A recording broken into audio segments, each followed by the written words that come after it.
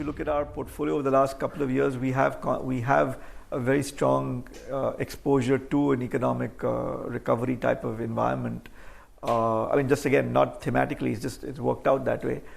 Public sector, I think it's specific in the sense that I do believe that there is a theme which is valid, that there's a desire to run them better under this government. There is hopefully more operational freedom being given. There is some signs of management change. Bank of Baroda is an example. I think the SBI chairwoman has obviously done a great job.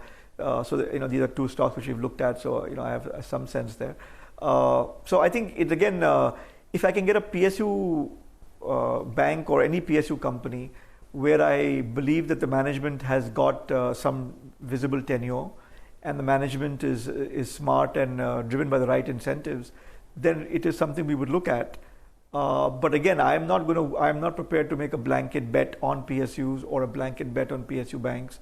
I think again, it depends on who's running them, who's the management, what's the incentive, and what's the industry they're in. So no thematic on PSU banks, but would we look at one or two of them? Yes. I think in 2014, when we had a conversation, you were the first fund which went zero on consumer staples. Is that call still on? Yes. Yeah, it's on because I still don't understand the valuation, in the sense that I still feel that for the type of growth that they can deliver, I think the valuations are too expensive. They're obviously outstanding businesses. I mean, massive free cash, ROE, ROICs are 60, 70, 80%. So I have no debate on the quality of the business. My point is that you're paying everything up front for the growth, and probably more than you should. I mean, that's my view. So I don't see a great IRR buying these stocks at 45, 50 multiple. I mean, that's a personal view I've had, which at times has been totally wrong because the valuations have keep going up. I still don't see the case for why I'll pay 50 times for some of these companies, but that's a view I've had. I think there are better alternatives available in the market today, which give you a better expected return profile as these consumer, better than these consumer staple stocks. So that's a view we've maintained and we continue to maintain. We'd love to buy if we could, but it depends on them getting cheaper. In 2008, when the world was folding up, it was time of great financial crisis. I distinctly remember you went and bought into TCS aggressively because the business had become cheap. Are you getting similarities in IT now? Yeah. There is a belief that there is going to be a reboot in the IT sector, both in terms of the model and also in terms of the transition. And suddenly these good quality companies are trading in early double digits. Yeah, no, I think IT is intriguing. I mean, we are trying to spend a lot of time on IT to figure out what to do, because we don't own much there right now. But because obviously the stocks are screening quite cheap. There's no debate. I mean, I think, and they're good businesses. Obviously, the debate is, that there is a structural transformation happening in IT, which it is, in the sense that the core legacy businesses are deflating 10 to 15% on a renewal, which is quite clear. And the Indian companies have much lower market shares in the new lines of business, digital, cloud, etc., than they do in the legacy. So there is a transition required where your core business is deflating and you don't have enough market share and growth in the new lines of business. So I think, again, you have to evaluate company by company, see which company will make the pivot, will make the turn and be present and have adequate market shares in the new lines of business, and some won't. So I think we're going to spend time over the next 6 months trying to figure that out. That some companies will make the turn, some won't, and those which make the turn, hopefully the market will keep punishing all IT stocks in an indiscriminate fashion. So some will become cheaper than they should, and some will be rightly cheap because they won't be able to grow. So it comes down to figuring out which company will make the transition. There is clearly a transition happening in IT today. This is not the IT services of 5 years ago. The labor-based arbitrage advantage model is slowly decaying. You need to have market share in consulting, digital, cloud, automation, etc. Every Indian company will not make the transition. Some will do it well, some will not. You need to figure out which companies will make the transition. And if you can figure out that, and if you're confident that somebody can make the transition, then the valuations are getting interesting for those 1 or 2 companies which will. And I'll just end by saying that 1 or 2 companies will make a transition. I'm not sure which they are today. And we're still trying to figure that out, and it'll take us some time, hopefully, to figure that out. But it's clear to my mind that there will be 1 or 2 buying opportunities in this space over the next 6 months. You've owned Lupin in the past. Now, Lupin is the only large cap Yes. pharma company which has managed to buck the trend. They've got approvals for all their plants. Are you hunting in that pharma space as well? There is a belief that nothing could go right for pharma. 3 years ago, there was a disbelief that nothing, nothing will go wrong. Yeah, no, I think pharma, in my mind, I think pharma is 1 to 2 years, 1 year at least behind IT, in the sense that the valuation depression, deflation has not happened to that extent in pharma as has happened in IT. In IT, you're seeing, stocks trading at 12, 13, 14 times. Pharma is still 20, 25, 30 times, so they've not gotten anywhere near as cheap as IT, and on a free cash flow basis, even more stark the difference, because the free cash generation is far greater in IT than in pharma. Number one.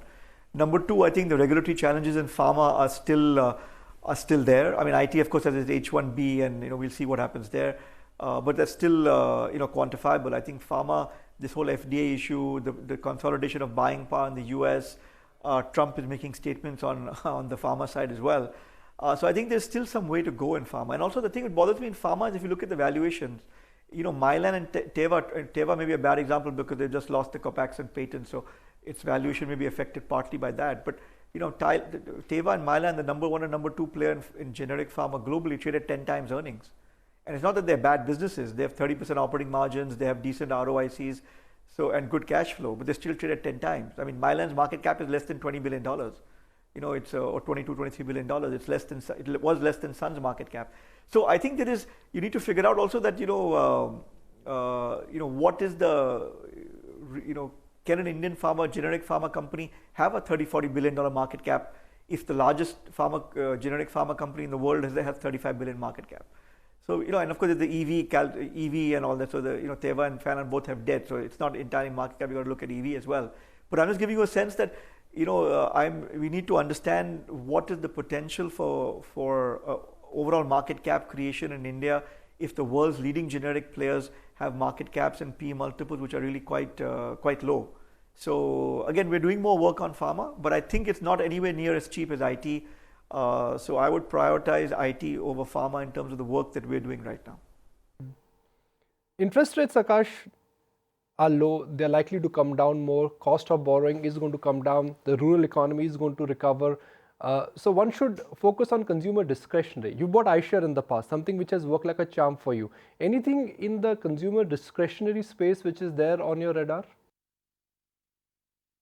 Well, we have a very large holding in Maruti, which we've owned for 5-6 years now. So which is but it's unfortunately a consensus buy. Everybody owns it, so there's not much value I'm adding by saying that. No, I mean consumer discretionary. We have significant exposure in autos. Maruti, we have iShares, we've had Ashok Leyland for 4-5 years now. So I mean those stocks remain. We haven't really sold any of that stuff. We do believe that sector will continue doing well. There's nothing specific there. I mean, we haven't changed our portfolio there. It is what it is. Your body language is telling me that you're delighted with what Federal Bank of late has started. I know it's been a painful position for you, but finally numbers are coming out. They're coming out of the turf. Do you think the bank, or in this case, the franchise, have they rediscovered their mojo? I think so. I mean, I talked about Federal Bank at the SOAN conference. I mean, my entire presentation was Federal Bank. The stock was, I think, 43 or 44 or something at that point in time. The stock obviously done well. I think there's significant upside from here as well. I think there is genuine change there. They've rediscovered their mojo. They're much more confident. Good management team, good additions to management, much more aggressive, good capital adequacy. I think it's well positioned. I think the bank will do very well. But as per your last available shareholding, whatever is available, your top holdings are still the same. Yes, we have not made any significant change post demonetization. Our view always has been, and I've written about that as well in the article on demonetization, that demonetization is transient. It would take maybe 1 or 2 quarters of pain to GDP and specific companies, but the economy will eventually come back. It'll be seen as a transient hit.